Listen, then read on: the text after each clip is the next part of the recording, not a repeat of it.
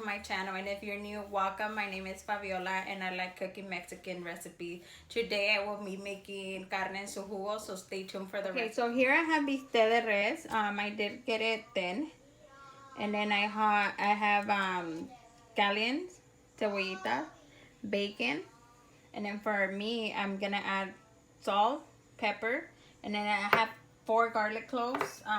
2 are gonna be for the meat, and then another 2 are gonna be for salsa. So for our salsa, I have about 11 tomatillos, and then I have 4 chile serrano, and then cilantro.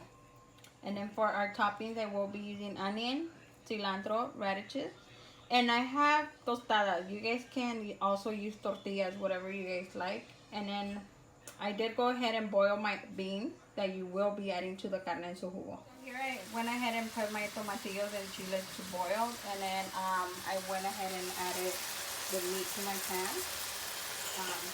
So now I'm just gonna add the garlic, salt, and pepper. If you guys want to add more salt, it's up to you, but the beans already have salt. So we're gonna cook this until it's completely cooked, and then after this we're gonna add the bacon. So now I'm just gonna add the bacon. The meat is not completely fried. It still has a good color, but I'm gonna put the bacon at the same time. That way it'll be done at the same time. So as you can see, I have the bacon cooked already with the meat, and then now I'm just gonna add the scallion.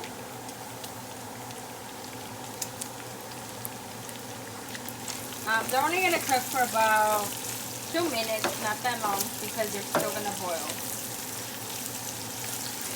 Here I have my tomatillos, chile serrano, garlic, and then I have cilantro. I did forget to mention that you will need some chicken bullion, about a tablespoon actually, and then 2 cups of water.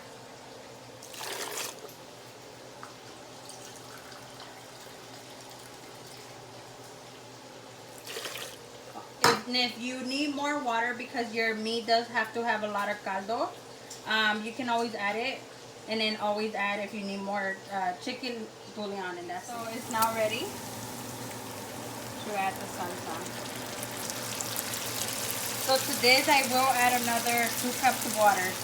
Okay, so this is how it's supposed to look. Remember that this is carne en su jugo, so when you add the beans, it's supposed to be like a caldo. So add as much water as you need to, and then depending on like the salt or whatever, you can always add more salt or chicken bouillon, whatever is your choice. So I went ahead and put my beans in this little bowl, and then just add the meat and the caldo on it.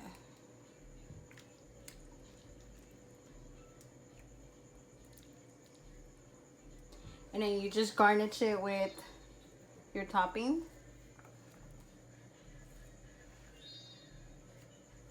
And that's it. Ready? So it's time for the taste test.